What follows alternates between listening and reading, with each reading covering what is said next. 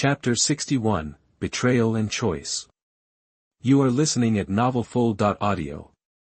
Maybe getting old makes people cling to life, or maybe they just get used to swallowing their pride and carrying burdens. Shinnon was proving to be even more of a pain than expected, which, surprisingly, made it easier for Hagoromo Xianyue to snag the medical ninjutsu he was after. Shortly after, Hagoromo clan intel officers, who'd been tailing them, hauled away Shinnon, his chakra sealed up tight. Hagoromo Xianyue glanced down at the two forbidden medical scrolls in his hands, titled Body Activation and Body Regeneration. Compared to the empty ninja and that whole zero-tail mess Shinnon was mixed up in, these two forbidden techniques were way more valuable to him. He quickly scanned through them, and his eyes lit up. Gotta hand it to Shinnon. This focus on physical activation really made his forbidden medical technique stand out from the usual medical ninjutsu. They could seriously help with his injuries, and even give his physical strength, which had always been a weak point, a major boost. Now, he just needed to dive deep and master these forbidden arts. Also, the intel guys who just rolled in had dropped off the latest Konoha news, like they were told to do. Sasuke had already hit the road.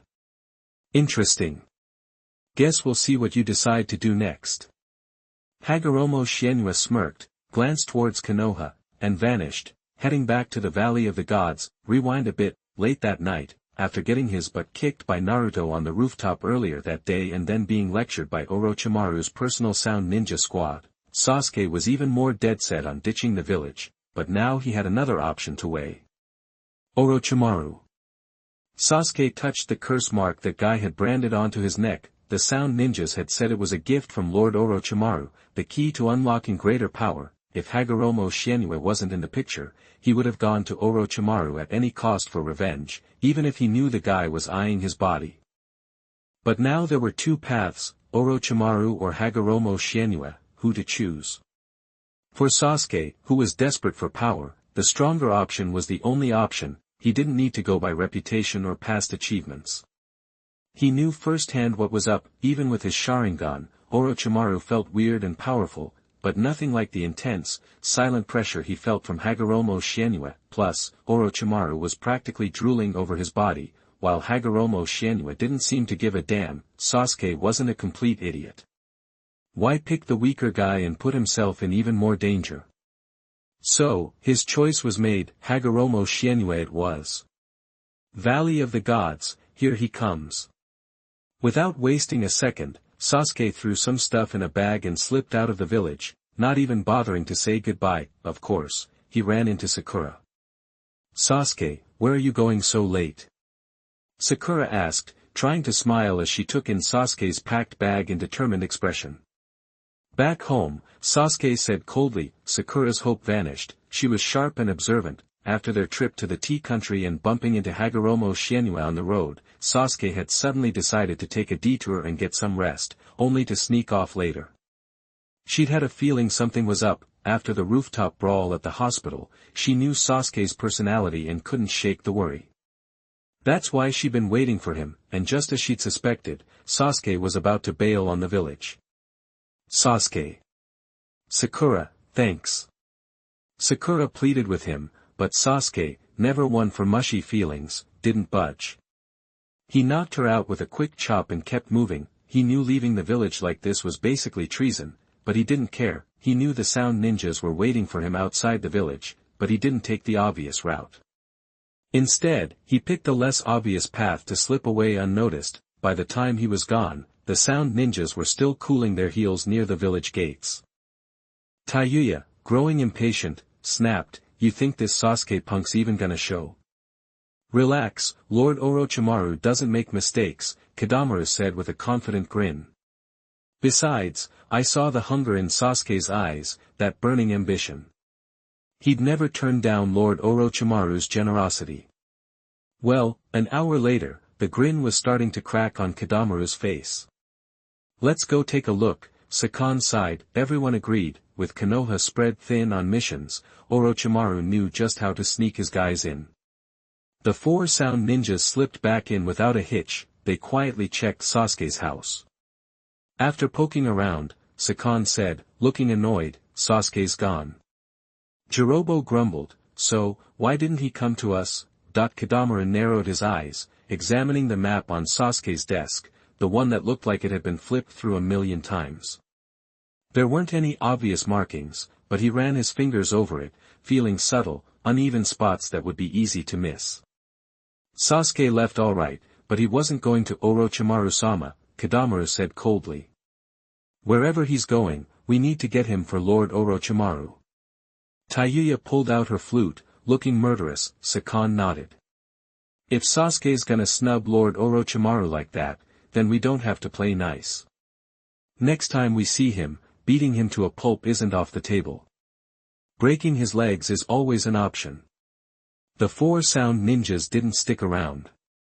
They followed the clues they found and took off after Sasuke, but Konoha, being Sasuke's actual home, was a step behind. It wasn't until Sakura woke up and raced to the Hokage's office to tell Tsunade what had happened that they knew Sasuke was gone. We need to bring him back. Tsunade frowned, thinking about how Sasuke was practically the last of the Uchiha clan in Konoha. She asked Sakura if she knew where he might have gone while she sent for reinforcements. Tsunade wasn't holding her breath. But Sakura surprised her. Hagoromo Xianyue. Sasuke must have gone to see Hagoromo Xianyue. Sakura laid out her reasoning. Tsunade's frown deepened. Hagoromo Xianyue, so you finally made a move. Tsunade actually agreed with Sakura's theory, but she still couldn't figure out what Hagoromo Xianyue wanted with Uchiha Sasuke. Sure, the Sharingan was powerful, but Hagoromo Xianyue shouldn't care that much. Hokage-sama. Just then, Nara Shikamaru, who'd recently been promoted to Chunin, got the message and walked in. Tsunade didn't have time to think anymore. She quickly gave out the assignment. Before long, a tracking team made up of Konoha's 12 little strongmen was on the move. Remember, we only have 12 hours to track him, and we stop after that. Plus, as the team leader, I can end the mission at any time, and everyone has to follow my orders. Got it. Nara Shikamaru, looking serious, gave his teammates the rundown. Inuzuka Kiba looked annoyed. Why a time limit? Shouldn't we chase him to the ends of the earth? Yeah. That Sasuke jerk. I'm gonna break all his bones and drag him back. Naruto, who didn't get Sasuke's deal, clenched his fists and swore. Because there could be some seriously bad stuff ahead. Nara Shikamaru sighed, looking at the eager faces. This first time leading a team was going to be rough. Chapter 62, Xiao's Action. You are listening at novelfull.audio. Asterisk whoosh. Whoosh, star, the wind howled. Sasuke sped through the forest, the wind whipping his black hair back. His sharp eyes scanned for any movement. He spotted something, stopped short, and ducked behind a large tree, cautiously peeking out. 1, 2, 3, 4. Konoha Patrol Team. Konoha's strength wasn't solely concentrated in the village. Besides the border garrison, patrol teams served as an early warning system, preventing enemies from infiltrating unnoticed. During the Chunin exams, the influx of VIPs and tourists had stretched Konoha thin, with many external teams focused on maintaining order within the village. That's what made the raids so easy. Having learned their lesson, Konoha was now prioritizing peripheral patrols, regardless of internal pressures, to avoid another surprise attack. Between the patrol teams and the constant comings and goings of Konoha mission squads, escaping undetected wasn't going to be a walk in the park for Sasuke. To avoid detection, Sasuke quietly waited for the Konoha patrol to pass before moving on. The Sound 4, while stronger, faced a similar challenge. Even unavoidable encounters with Konoha ninja would have to be forced through, so, though Sasuke had a head start, they were hot on his trail. Shikamaru's team, though starting last, had the advantage of knowing the terrain and were confidently closing the gap. Overall, the distance between Sasuke, the Sound 4, and Shikamaru's team was shrinking. Of course, these weren't the only players in this game. Although Sasuke's defection was recent, it had already caught the attention of certain interested parties. Drip, drip, star. In a dark underground base, Orochimaru, lying on a hospital bed with an 4 drip, suddenly arched his back in agony, letting out a bellow. The new medicine barely lasted a day. Is it still not working? Kabuto, the pharmacist, adjusted his glasses and sighed. Sasuke. Where's Sasuke? Orochimaru, sweating and in obvious pain, stared at his heavily bandaged arms, his tone growing impatient. "There's been a complication," Kabuto replied. "According to Taiyuya's latest report, Sasuke left the village, but he's not with them. Seems he made a new choice." "Worthless." Orochimaru, sweating, gritted his teeth and cursed. "Who else besides me can give Sasuke the power to get revenge? Tell the Sound 4, if they can't bring Sasuke back, they shouldn't bother coming back themselves." Kabuto nodded. "I'll pass it on. Also, Kimimaro wants to give it his all one last time. Should I give him the go-ahead? Let Kimimaro go." Desperate to achieve his goals, Orochimaru was playing his final card. Kabuto turned and left, closing the door behind him. Orochimaru's screams of pain echoed. "Ah! That damn old man! Who is ruining my plans? Ah! Madara! Madara! I have some great news." In the land of rain, Obito Uchiha, enjoying the rain, heard White Zetsu's voice behind him. His eyes flickered behind his mask. "About Hagoromo Jinzuki?" he asked. Like other ninja villages, Obito hadn't located Hagoromo Jinzuki. While White Zetsu's intel was impressive, it wasn't foolproof. The recent inexplicable disappearance of several White Zetsu bodies had aroused his suspicions, but the investigation had turned up nothing. "No," White Zetsu replied. Obito lost interest, but White Zetsu's next words about Sasuke caught his attention. "Sasuke Uchiha defected," White Zetsu said, grinning. "Defection?" Obito's eyes narrowed behind his spiral mask. He'd long planned for Sasuke to replace Itachi and obtain the Eternal Mangekyo Sharingan. He couldn't let Itachi develop the Eternal Mangekyo because of two reasons. Not only was Itachi suffering from a terminal illness, but Obito was afraid of Itachi. In Akatsuki, even Nagato with the Rinnegan was just a pawn. Itachi, with the Mangekyo Sharingan in his sharp mind, was the only one Obito couldn't control. That's why he'd assigned Kisame, a loyal follower, to monitor Itachi. Fortunately, Itachi's health issues put Obito at ease. "Why did Sasuke Uchiha defect?" Obito asked. White Zetsu shook his head. "Not clear yet. But there's more news. Orochimaru's people are after Sasuke." "Orochimaru?"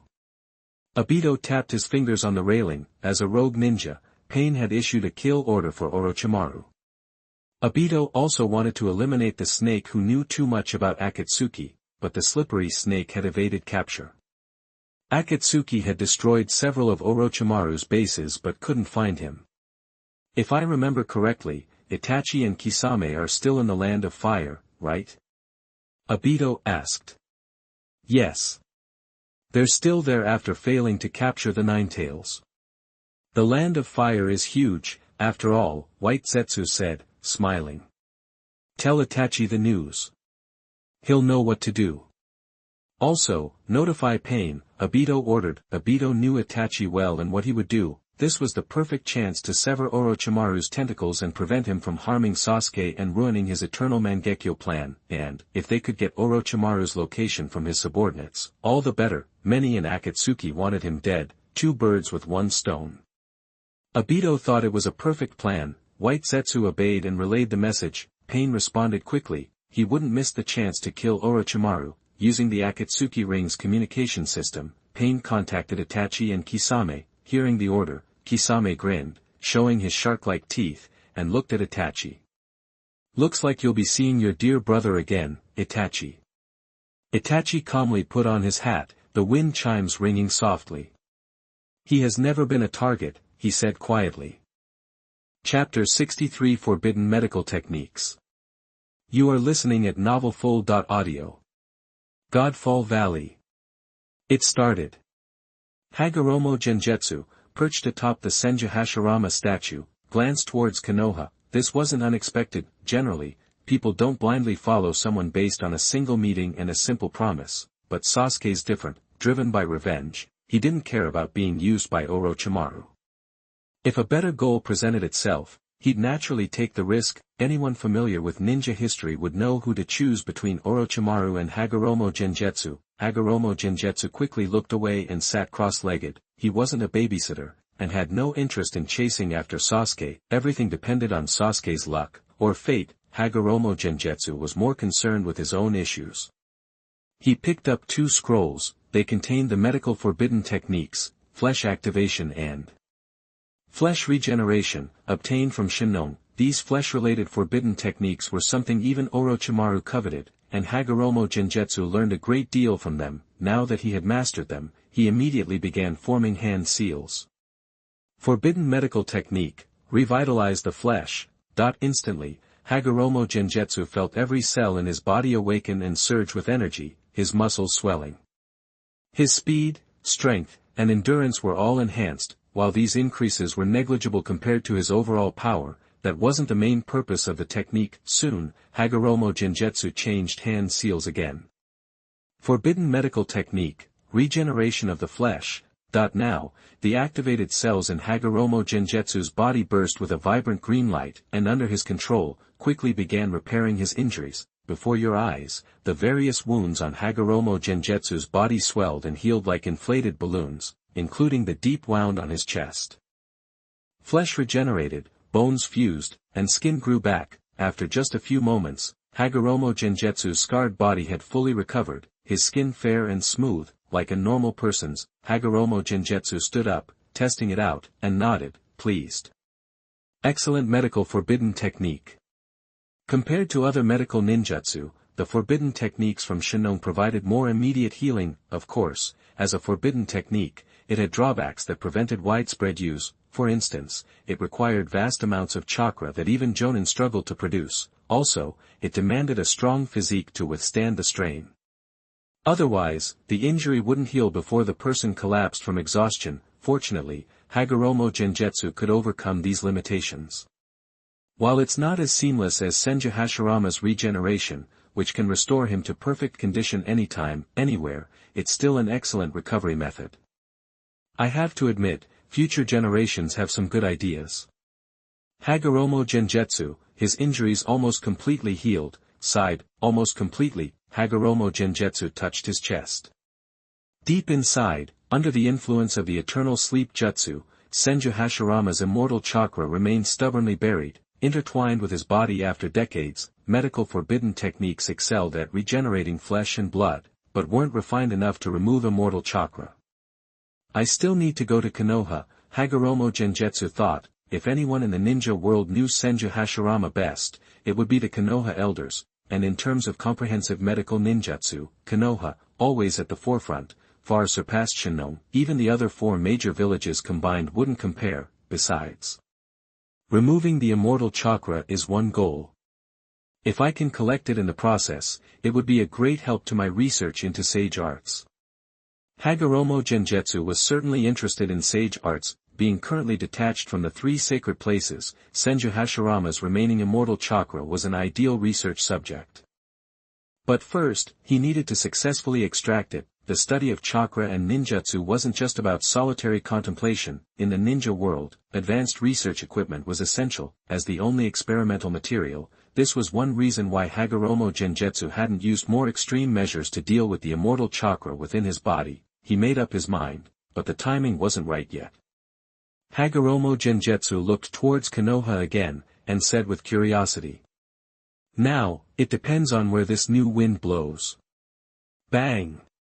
In the dense forest, signal fireworks shot from the treetops, exploding in the sky with brilliant light. Damn brats, the Sound 4, moving through the trees, noticed the fireworks and glared at the pursuing Konoha ninja not far behind, their faces filled with anger and murderous intent. I'll kill them. Tayuya said, pulling out her flute impatiently. The Sound 4 had encountered a Konoha team and defeated them, but it had slowed them down, allowing the Nara team to catch up. Neither side wanted to expose their backs. The Sound 4 initially dismissed the Konoha kids as cannon fodder, ready to dispose of them easily, but the Konoha kids were crafty, maintaining their distance and using signal fireworks to call for nearby Konoha ninjas. If this keeps up, more Konoha ninjas will arrive, and we won't complete Lord Orochimaru's mission. Sakan frowned, also realizing the seriousness of the situation. Kadamura glanced at the Nara team, then looked ahead. his eyes cold.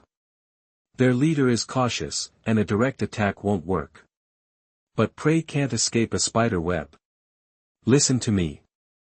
As the best hunter, Kadamaru quickly devised a plan. Behind them, under Shikamaru's command, the team maintained their distance from the Sound 4, Naruto and Kiba were growing impatient. Shikamaru, how long will this go on? If we don't hurry, Sasuke will get away. Naruto said anxiously. Yeah, why don't we just rush in and take down those 4 guys? Kiba suggested. Those 4 aren't easy to deal with, Shikamaru replied. Even if we did defeat them, we wouldn't have the energy to chase Sasuke. Because Sasuke wasn't with the Sound 4, upon encountering the Sound 4, Shikamaru chose to preserve the team's strength and send distress signals, calling for nearby Konoha ninjas to deal with the Sound 4. Shikamaru knew their mission from the Hokage was to bring back Sasuke. Wasting time and energy on the Sound 4 would only lead to failure. He just needed to stall long enough for his plan to succeed. Chapter 64 Itachi, Kimimaro. You are listening at novelfull.audio. Shikamaru Nara was always cool-headed and a meticulous planner, but he missed one thing: his team, while brimming with potential, lacked experience and patience. Given their age, short bursts were fine, prolonged engagements. That's where the cracks would show. The seasoned Sound 4 saw their chance and pounced, throwing down their massive web. Shikamaru spotted it and yelled a warning, but they were already too late. Swish, star, giant, impossibly sticky spider webs rained down from above. Gotcha! Kadamaru, perched on his web, grinned at his trapped prey, a predator relishing the kill. The hunt was on. Ding ding ding star. The delicate chime of wind bells echoed through the trees. 2 black-clad figures zipped through the forest. Kisame glanced over at Itachi Uchiha, whose face remained impassive even as they ran, and chuckled. Itachi, seriously, you gonna see your brother or what? He's a Konoha rogue now, just like you. I could take care of Orochimaru's trash myself. Itachi said flatly, I've already met him once. No need for another disappointment. Stone cold, Kisame muttered, shaking his head, a flicker of uncertainty in his tone. When they first teamed up, he'd been skeptical of Itachi, but after some time together, though he'd never admit it, Kisame had grown to respect Itachi's skills and character. The guy wasn't the heartless monster everyone made him out to be. It was like there was this thick fog around Itachi, something Kisame couldn't quite put his finger on. But after all this time as partners, one thing was clear: Itachi wasn't as indifferent to Sasuke as he pretended to be. Otherwise, why hit his little brother with a Tsukimi overkill, like swatting a mosquito with a bazooka, when they met? Everyone else saw it as some horrific torture, but Kisame knew better. He knew how carefully Itachi used his Mangekyo Sharingan. He could see it. The love between those brothers was messed up and intense. The Uchiha clan, man, what a cursed but enviable bunch. He glanced at Itachi's Sharingan and sighed inwardly. He was about to say something when he stopped short. At the same moment, Itachi also halted, his Sharingan fixed to the left. Cough, star. Despite the effort to stifle it, a cough escaped. Knowing he was exposed, the cough's owner stepped out of the shadows, revealing himself: white hair, green eyes, red eyeshadow, 2 red dots between his eyebrows. That look. Kisame's eyes narrowed. He suddenly thought of the Kaguya clan from back home, a bunch of battle junkies who destroyed themselves. An orphan from the Kaguya clan, huh? Interesting, he mused. Itachi, meanwhile, was taking in the guy's unique clothing and piecing together more in his mind. The newcomer was Kimimaro of the Kaguya clan. His serious illness forced him to expose himself. He scanned the black and red Akatsuki robes on Itachi and Kisame, and said calmly, "How about we go our separate ways?" As Orochimaru's right-hand man, Kimimaro knew what the Akatsuki robes meant. Normally, he'd gladly throw down his life, short as it was, to take out a couple of Akatsuki members who were hostile to Orochimaru, but not now. He knew how important Sasuke was to Orochimaru and didn't want to complicate things. Itachi's next words crushed his hopes. "Leave the new Orochimaru minion to me. Kisame, you handle the rest. I wouldn't have minded fighting this guy, actually. But since you called dibs, Itachi, whatever." Kisame vanished without a word, that left only Itachi and Kimimaro. Kimimaro knew he couldn't hide anything from those Sharingan eyes, so he didn't bother trying. Lord Orochimaru, I'm sorry. He thought to himself as he pulled out a vial from his robes, downing all the pills inside to try to suppress his disease. Itachi watched him, expressionless. Where's Orochimaru? Kimimaro didn't answer. A strange flush rose on his cheeks. He lowered his gaze, focusing on the center of Itachi's chest. He didn't waste a second. His fingers shot out. Corpse bone pulse, 10-finger drilling bullets, point 10-finger bones launched at Itachi like bullets. Guess I'll just have to force it out of you. Itachi vanished. The next instant, he was behind Kimimaro, as if teleporting. Swish, sharp bones erupted from Kimimaro's back, aimed at the person behind him, but there was no blood, only the caw of crows. Kimimaro spun around to see Itachi dissolving into a flock of crows, then, boom, the crows exploded, sending up a cloud of dust. Kimimaro was blasted back, landing roughly. His bones were harder than steel, so the damage wasn't too bad, but then he saw more crows swarming him. Every crow had Itachi's eyes. He knew he was up against something completely different, so he went for broke, activating the second state of the Earth Curse seal. Cough, cough, cough. As Kimimaro coughed violently, his skin darkened, turning brownish-black. Black markings spread across his face. His back bulged, and a thick, powerful bony tail grew. An aura far stronger than before radiated from Kimimaro. Orochimaru's curse seal. The crows regrouped, and Itachi, solidifying back into human form, calmly observed the transformation. Before Itachi could say another word, Kimimaro ripped out his own spine, wielding it like a whip. His entire body had become a bony monster. He charged Itachi like a cheetah. Corpse bone pulse, dance of the willow. Itachi threw a dozen shurikens. Fire style, Phoenix Sage fire technique. Infused with fire, the shurikens blazed toward Kimimaro from all directions. Clang, clang, clang. Kimimaro, with his exceptional agility, dodged, blocked, or even took the hits, his periosteum-covered body holding strong. He weaved through the barrage and closed in on Itachi, his spinal whip forming a sharp point, ready to strike with deadly speed. Stab, the bone spear pierced right through Itachi's heart. Chapter 65 Fierce Fight. You are listening at novelfull.audio. Quack, quack, the caw of crows echoed as Uchiha Itachi pulled away. Karamatsu dance. Bone spurs erupted from Kimimaro's body, and his eyes narrowed. He spun into a blinding dance, gracefully and brutally shredding the surrounding crows, but he wasn't done yet. Kimimaro snapped the long whip of his spinal cord back. Gotcha! Uchiha Itachi materialized right where the whip landed. Rip. Blood splattered, bone spurs pierced Itachi's palm. Kimimaro was about to press his advantage when Itachi's always calm voice cut through the air. Are you sure what you're seeing is real? Kimimaro's pupils contracted.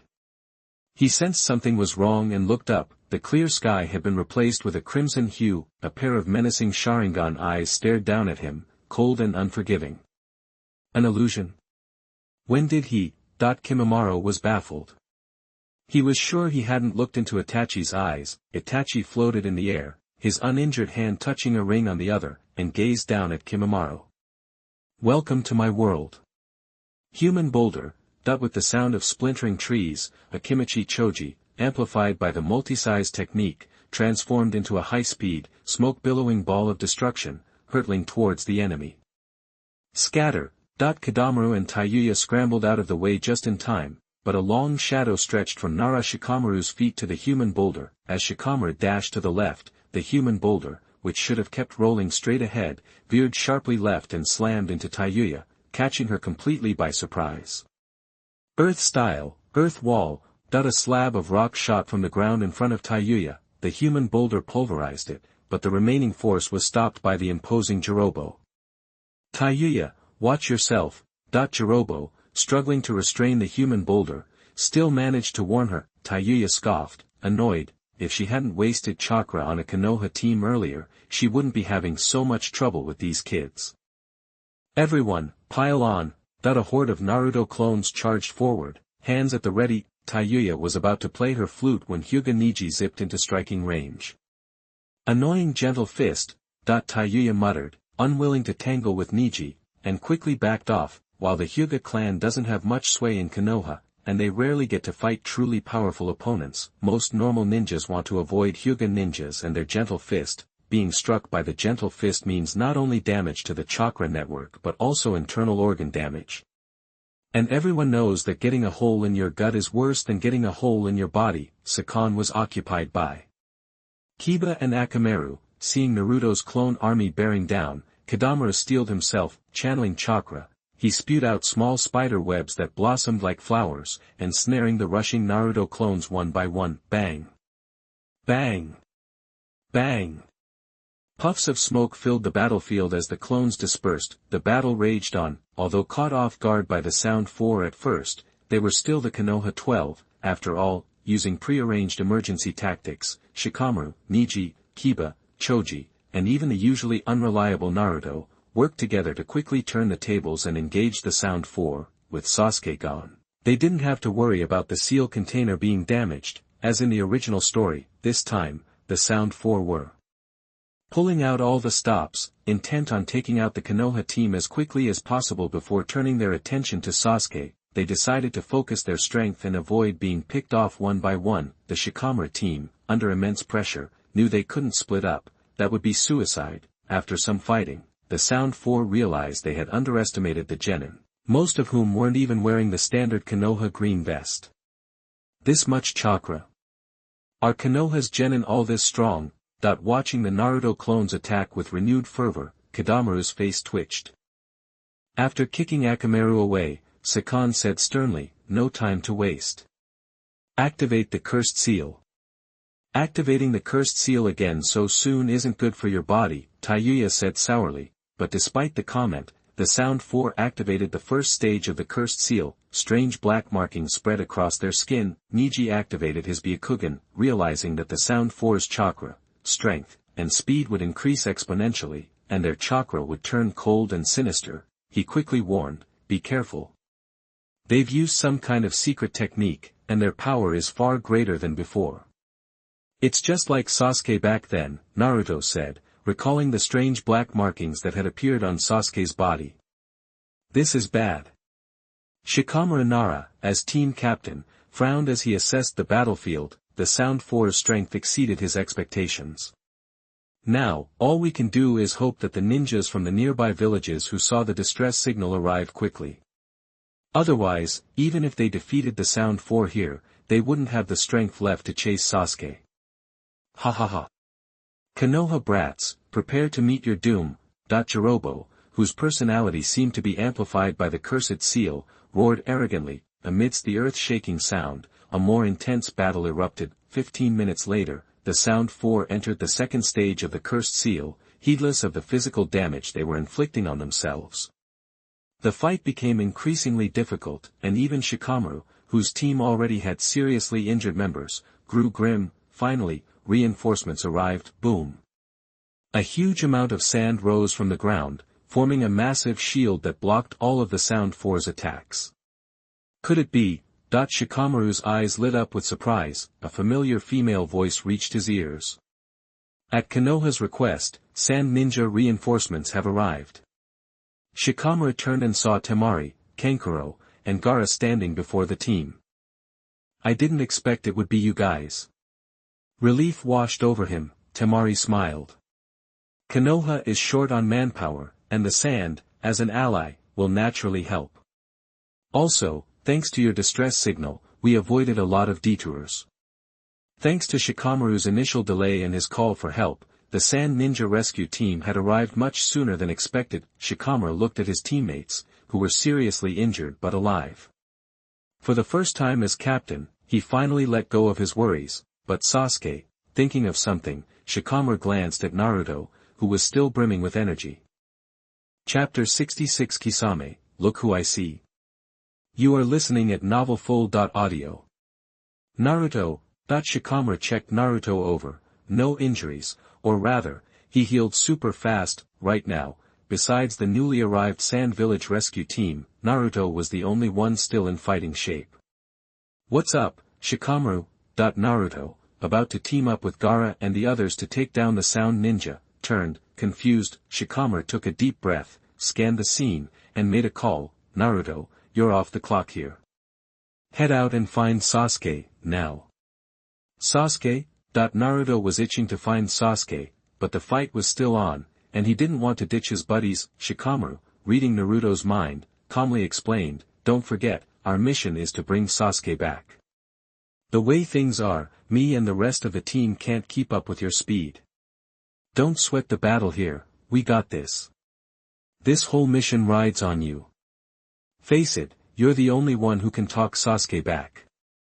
Naruto paused, then nodded firmly.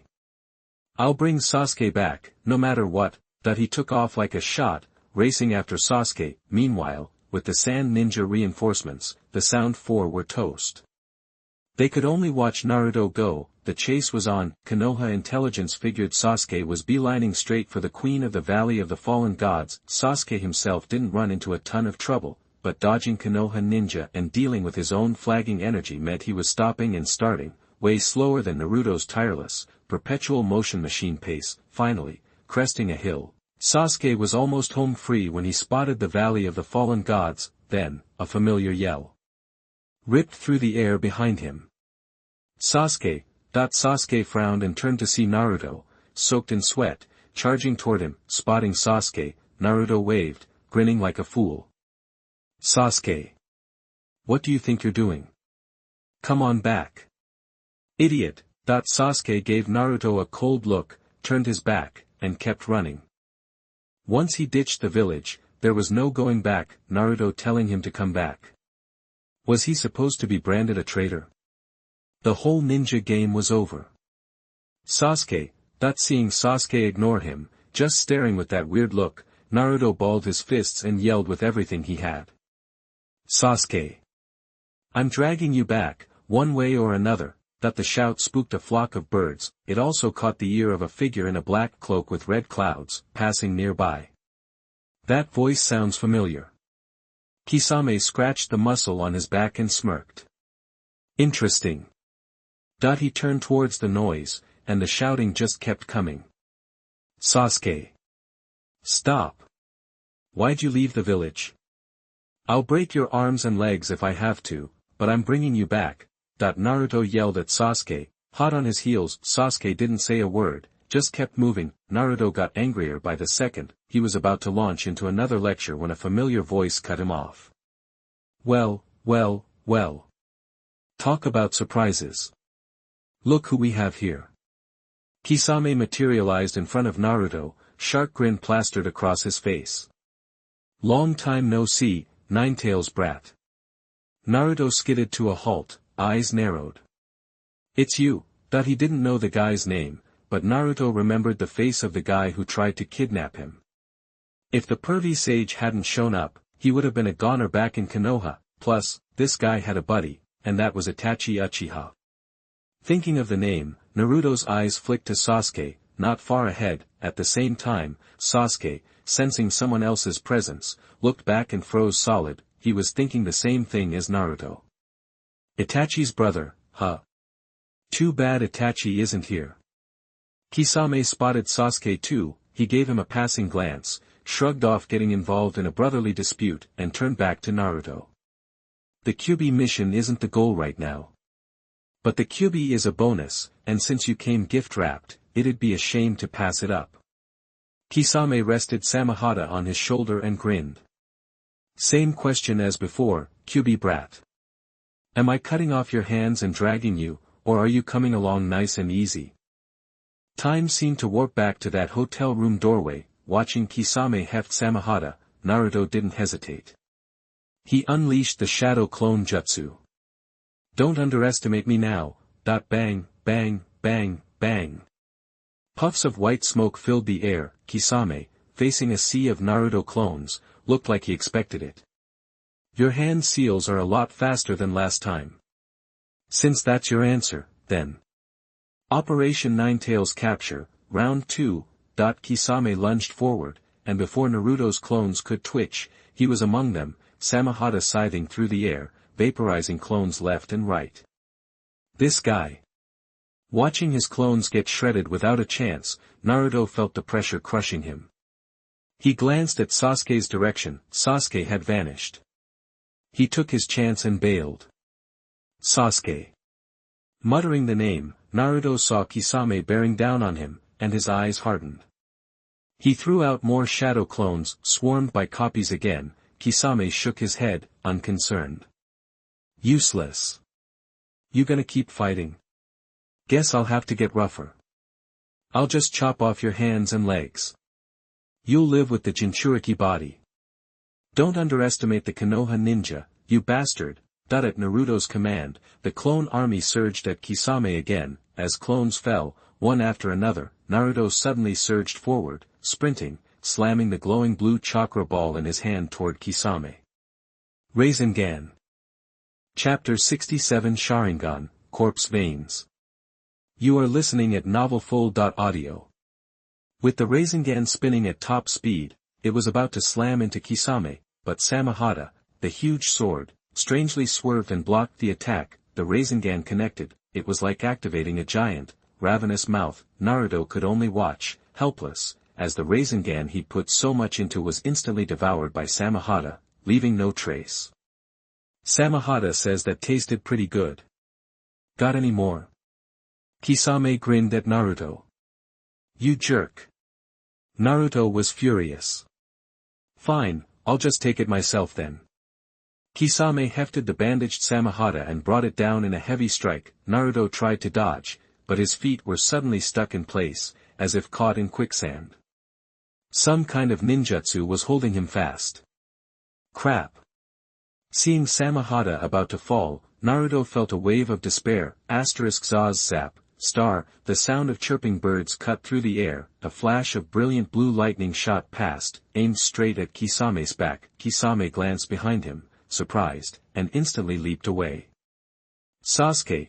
Naruto stared in astonishment. Sasuke was still the Sasuke he knew. Without even looking at Naruto, Sasuke kept his gaze fixed on Kisame and said coldly, Naruto, you're still as pathetic as ever. Ha. Ha ha ha whoops. Total fluke back there. Normally, Naruto would have jumped at the chance to argue with Sasuke after a comment like that, but right now, he was too stunned to care.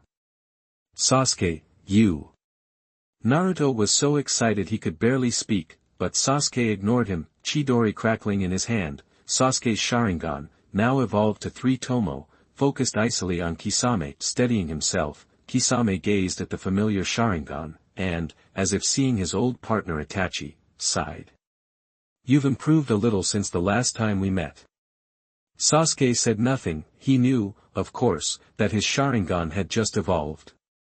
He hadn't even planned on getting involved in Naruto's fight with Kisame and was already on his way, but as he walked, the sounds of battle grew louder and louder behind him. An uncontrollable fire had flared within him, one he couldn't suppress. He didn't know why, but he turned back. When he saw Samehada about to cleave Naruto in two, he couldn't take it anymore. The surge of emotion had caused his 2 tomo to evolve into 3, and he'd instinctively rushed to Naruto's rescue. Itachi would be pleased to see you now, Kisame said with a sudden smile. True enough, after the Uchiha clan massacre and 2 uses of Tsukuyomi, anyone else would have unlocked the Mangekyo Sharingan. Yet Sasuke's Sharingan had remained at just 2 tomo. Itachi must have been perplexed. Normally, when Uchiha clan members lose what they love, they are stimulated, opening their eyes and evolving, for example, killing their closest friends, or witnessing their deaths. But the definition of love is different for every Uchiha. Sasuke, for example, had evolved his Sharingan to 3 tomo because his comrade's life had been in danger. Even when Itachi died in front of him later, Sasuke wouldn't unlock the Mangekyo immediately. Only after learning the truth of Itachi's actions from Obito did the Mangekyo truly open. Forcing Sasuke to relive the night of the massacre again and again would only make him angry.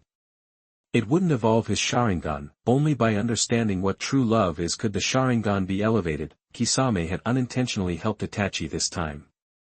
Don't you dare speak that man's name in front of me. Sasuke's face darkened. He channeled the Chidori's energy and charged towards Kisame at full speed. Sasuke, wait up! Seeing this, Naruto eagerly joined the fray, ready to fight alongside Sasuke once more. Sharingan and the Nine Tails, fighting together. Interesting. Watching Sasuke and Naruto approach from either side, Kisame formed a hand seal. Water style, water shark bullet technique.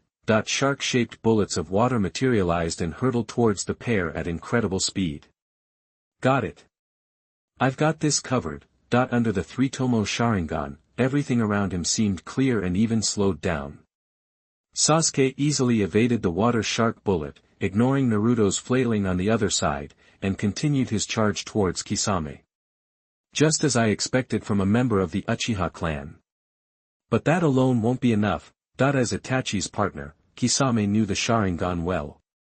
He smiled grimly at Sasuke's confident advance, boom, the earth rumbled, and the forest shattered, razor-sharp bones erupted from the ground, filling the air with the sound of cracking wood as a 100-meter radius became a terrifying forest of bone, corpse bone pulse, dance of the early fern. Accompanied by a violent cough, Kimimaro, expending all his energy to break free from Itachi's genjutsu, unleashed his most devastating attack. Seeing this scene, Itachi didn't hesitate. The three-tomo on his Sharingan instantly morphed into a kaleidoscope pattern, boom, a massive crimson upper body skeleton materialized, completely encasing him, and it didn't stop there. The crimson skeleton soon gained sinews and flesh, growing larger and larger. As the forest of bones crashed against him, Itachi decisively activated Susanoo. The sound of fierce collisions echoed through the area.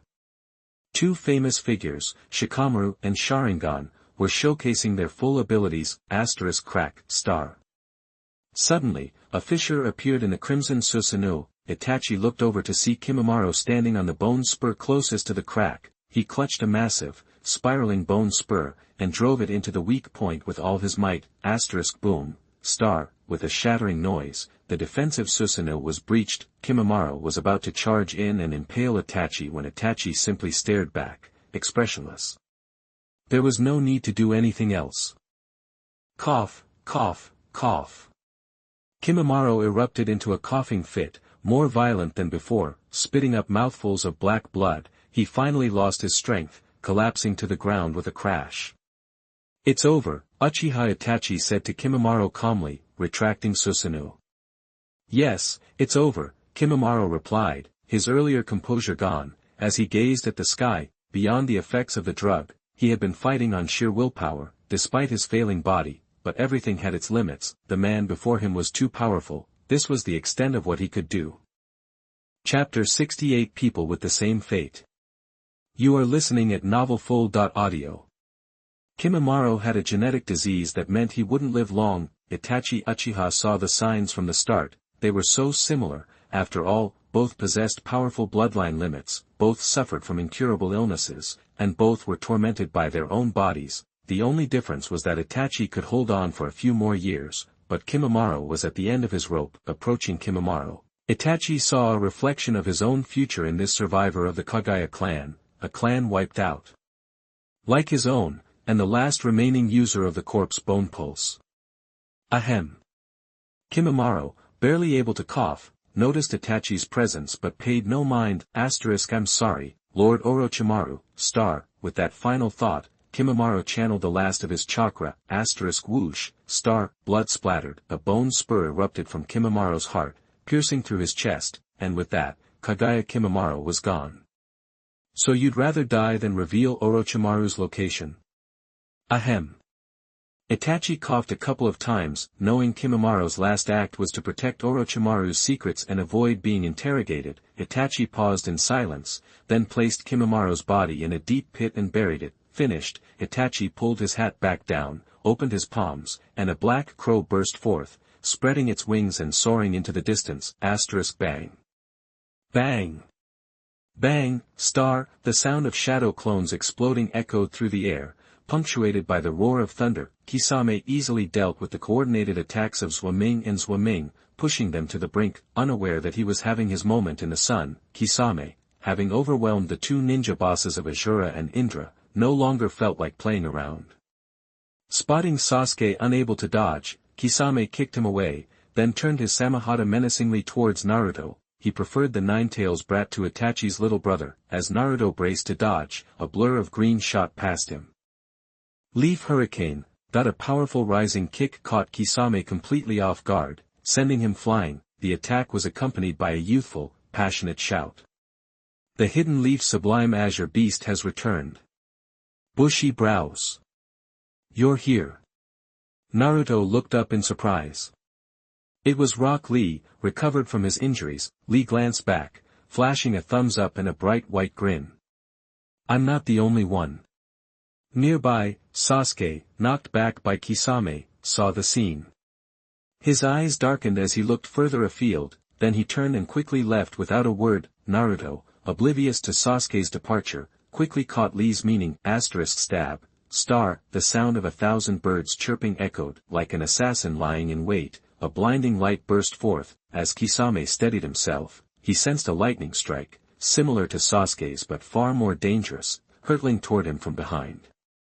Kisame recognized the attacker. A deafening roar followed. Through the swirling dust, Kakashi emerged, and with a few quick leaps, reached Naruto and Lee. Tsunade, concerned about Shikamaru's team, had dispatched not only the Sand Ninja and Lee, but also Kakashi, who had barely returned from his mission and hadn't even had time to rest. Kakashi-sensei. Relief flooded Naruto as he recognized Kakashi. He pointed excitedly in the direction Sasuke had gone. Look! Kakashi-sensei, I found Sasuke. We were fighting that shark face guy together just now. Kakashi quickly glanced in the direction Naruto pointed, finding only empty space. Huh? Where's Sasuke? Naruto also looked around, his eyes widening in shock. Where'd my main man Sasuke go? Naruto started to panic, ready to search for Sasuke again. Kakashi stopped him. The danger isn't over yet. The dust settled, revealing Kisame, looking a little worse for wear, but still very much a threat. Kakashi Hatake. I didn't expect you to be unaffected by Itachi's genjutsu. Kisame rested Samehada on his shoulder, sizing up Kakashi. I didn't expect it either. Kakashi replied calmly, drawing his kunai and preparing to fight. He knew Sasuke was nearby, but now wasn't the time for distractions. For the sake of the village, Naruto, the Nine-Tails Jinchuriki, was far more important than Sasuke. Therefore, faced with another surprise attack from the Akatsuki, the mysterious organization dedicated to capturing tailed beasts, he had to keep Naruto within his sights. A gust of wind swept through, bending the grass low to the ground. Kakashi, Lee, and even Naruto braced themselves for another fight. Kisame raised Samehada, ready to go all out, when a crow suddenly swooped down from the sky, landing on his shoulder. At this sight, Kisame temporarily deactivated Samehada and addressed the crow. Itachi, what's the word? Itachi's voice echoed from the crow. I eliminated Orochimaru's men, but gained no new information. Capture the remaining targets alive as soon as possible. So, that kid was pretty strong. Knowing Itachi's capabilities, Kisame spoke in surprise, glanced over to Naruto and his companions, and then said. I ran into the Nine-Tails brat again on the way. Oh, and Kakashi Hatake, the one who got hit with the genjutsu, he's here too. Hatake Kakashi. The crow on Kisame's shoulder swiveled its head, its blood-red eyes scanning the Konoha ninja across the way, as if seeing them firsthand. Itachi spoke calmly, they'll take more than a few minutes to deal with. I'm more interested in Orochimaru's location. His men won't be able to hold out for long. Understood. Remembering the conflict between Orochimaru and Itachi when Orochimaru was still a member of the Akatsuki, Kisame nodded in understanding, and then put away Samehada and said. Fine, I'll take Itachi's advice and deal with Orochimaru first. We're all just wage slaves here, no need to be stubborn about it. If Pain wasn't rushing to retrieve the Nine-Tails, Kisame wasn't going to rush either. He had just been thinking about the situation since he was already there. Now that the enemy reinforcements had arrived, there was no way to know what the result would be if they kept fighting, so Kisame simply gave up. Whoosh, Kisame vanished in a burst of speed. Seeing him go, Lee asked Kakashi, the teacher beside him, Kakashi-sensei, should we follow him? No.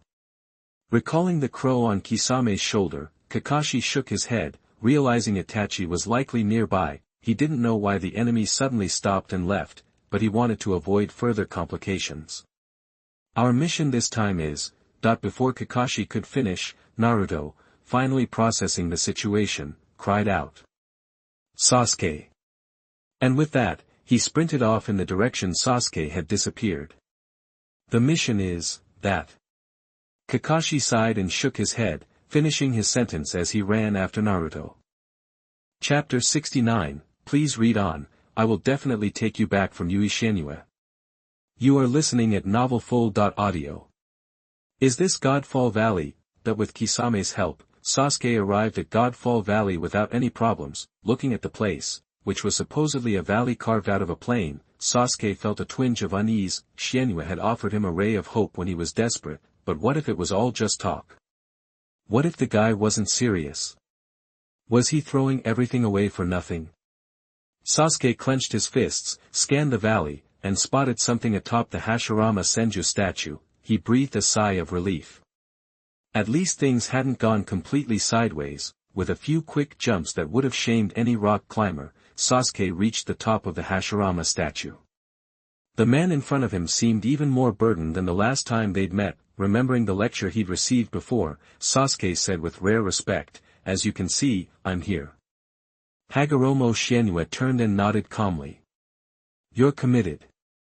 It took guts to become a rogue ninja. Even if hatred fueled him, his willingness to throw everything away was commendable. If Sasuke had been hesitant, Hagoromo Xuanyue might have had second thoughts, but now he was happy to accept him. He wasn't after Sasuke's body, he wasn't going to end up like Orochimaru. At least, the potential gains were too great. As Indra's reincarnation, Sasuke's value far outweighed any risks. Of course, just to be safe, he'd give Sasuke an unexpected tie. Need to say goodbye to your friends? Hagoromo Xuanyue glanced in the direction Sasuke had come from. Immediately, loud shouts erupted. Sasuke! Sasuke! Sasuke turned to see Naruto's bright yellow figure racing towards them. No need, Sasuke said evenly. The ninja games are over. Games? Isn't this whole world a game? Hagoromo Gengetsu said lightly, placing a hand on Sasuke's shoulder. Then let's go. The wind picked up. Amidst swirling leaves, Hagoromo Gengetsu and Sasuke vanished in a flash. Naruto, who had just burst into the valley, looked up just in time to see Sasuke and Hagoromo Gengetsu disappear. He reached out, but it was too late. He could only shout with all his might, Sasuke! I'm bringing you back from Hagoromo Gengetsu, no matter what. His cry echoed through Godfall Valley. Am I too late? Kakashi arrived moments later, seeing Naruto's anguished yet determined face. He sighed inwardly. He knew Sasuke carried a grudge, but hadn't realized how far he was willing to go. Judging by Naruto's words, Sasuke went with Hagoromo Gengetsu. Looks like the intel was right. Hagoromo Gengetsu. This guy was even more trouble than Itachi Uchiha. Kakashi frowned, remembering how easily the guy had broken his Chidori. These were trying times, indeed. Sand waterfall. A wave of sand erupted, transforming the forest into a desert in seconds. Gaara's attack signaled the end of the battle. The combined forces of the Konoha 12 plus the Sand Ninjas, including the one-tailed Jinchuriki, had pushed the Sound 4 back at every turn. Now, only a few of them were still standing. Time to end this. Using the Inuzuka-style secret technique to become a two-headed wolf, Kiba charged in for the finishing blow. Shikamaru, almost completely drained of chakra, didn't intervene. In his mind, it was over, but then, something unexpected happened. Kiba was suddenly thrown back, reverting to human form in a puff of smoke. He and Akamaru lay unconscious before them. What? Shikamaru's eyes widened. He was about to speak when a black blur slammed into him, knocking him out with a single punch. Was that Sakon? In the last moment before losing consciousness, Shikamaru recognized the attacker. Completely baffled, how could someone on the verge of death suddenly move so fast? Sakon didn't bother explaining. After kicking the weakened Choji toward Gaara, he heard the ding of a completed mission and raced out of the forest. Bang, the shadow clone dissipated. The real Sakon woke up nearby, dazed. He looked around, confused as to where he was. Finding himself free, he didn't dwell on it. He didn't even consider his brother Yukon on the battlefield, and just ran for it, but then, he heard the distinct sound of wind chimes. Looks like I'm in luck. Another one wandered my way. Kisame looked up at Yukon, fleeing in terror, and grinned. The one who had just taken out Kiba, Shikamaru, and Choji with purpose was, of course, Hagoromo Gengetsu, or rather, his shadow clone. Even though he was posing atop the statue in Godfall Valley, Hagoromo Gengetsu hadn't forgotten the system's latest task. That's why he'd sent out the shadow clone, leading to what just happened, and why Sakon. Because the guy had conveniently passed out next to him, he didn't want the ninja world to hear that the great Hagoromo Gengetsu had attacked 3 kids who hadn't even hit puberty yet. The plan had gone off without a hitch. Hagoromo Gengetsu, traveling with Sasuke, focused on the system again after receiving the shadow clone's memories. Ding. Main quest, become the leader of the 4-member skipping group, completed. Congratulations to the host for successfully defeating the 4-member skipping group and taking a big step towards dominating the ninja school. Quest reward, standard Chunin level chakra, Konoha-style swordsmanship, 3-day moon dance. The rewards weren't bad this time. Hagoromo Gengetsu felt a surge of chakra, slightly more potent than what he'd felt as a genin, and noticed the Konoha swordsmanship, 3-day moon dance, now available in his mind. If I were to go by the system standards, I'd still be in the Jonin Academy right now. These rewards would definitely be a power-up, but I traveled back decades early, so these early system rewards aren't that impressive. Guess I'll just have to speed things up. System, any new main quests? Hagoromo Gengetsu asked. This time, the system was quick to respond. Ding. Chapter 70 Dominate the Ninja School. You are listening at novelfull.audio. Byte. Task initiated. Main mission, conquer Ninja Academy. Mission description, after defeating the delinquent squad, you've caught the attention of teachers and students alike.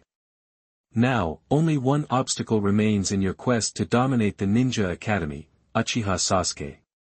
He's always been number 1 in your class, the orphaned heir of the wealthy Uchiha clan, wielder of the powerful Sharingan, and practically Indra reborn.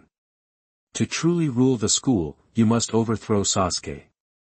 The old boss is out, it's time for the new boss to take over. Overthrow Sasuke and achieve the goal of dominating the Ninja Academy. Mission tip, this is a main story mission. You can't refuse or avoid it. Uchiha Sasuke. An obstacle. Hagoromo Genzuki glanced at Uchiha Sasuke, who'd risked everything to seek him out and gain power. This asterisk is the obstacle. Let's see what you've got later, Hagoromo Genzuki said to Sasuke. Got it. Sasuke, thinking Hagoromo Genzuki just wanted to gauge his current level to tailor his training, nodded eagerly. Where are we headed?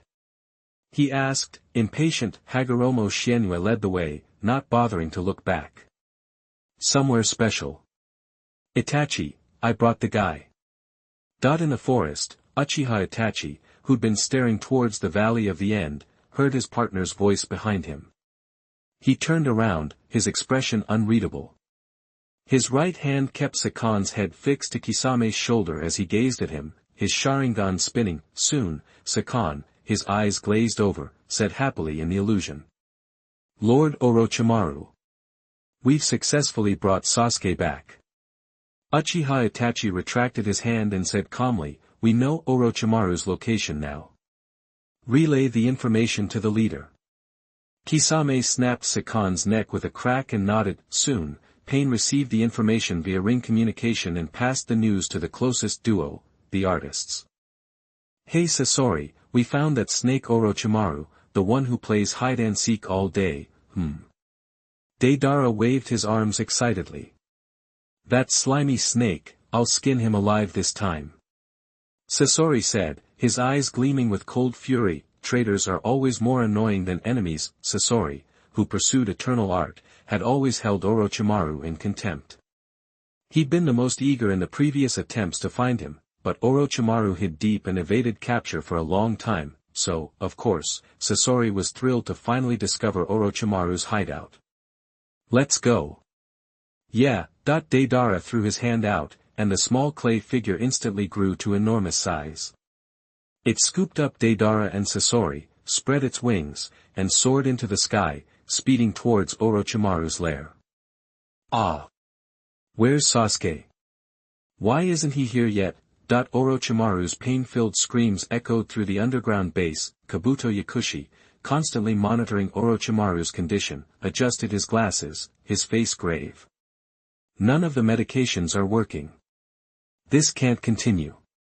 Orochimaru-sama, perhaps you should consider activating the contingency plan." "Where's Sasuke?" Orochimaru asked stubbornly. Kabuto Yakushi shook his head. "We haven't heard back in a long time. It's likely the mission failed. Not even Kimimaro." Orochimaru looked at his burning, throbbing hands, feeling the crushing weight on his soul, and finally accepted reality. "So be it." Boom! Before he could finish, a sudden explosion from above interrupted him. Kabuto Yakushi's expression changed. He grabbed Orochimaru and flashed out of the room. The next second, the ceiling collapsed, accompanied by a shout of manic glee. "Art is an explosion. Drink." Boom. A series of explosions rocked the underground base. Orochimaru, now standing firm, looked up, his face twisted. "Two troublesome guys are here." As he spoke, two figures dropped through the gaping hole. Amidst the falling dust, the familiar red clouds on black of the Akatsuki uniform were visible.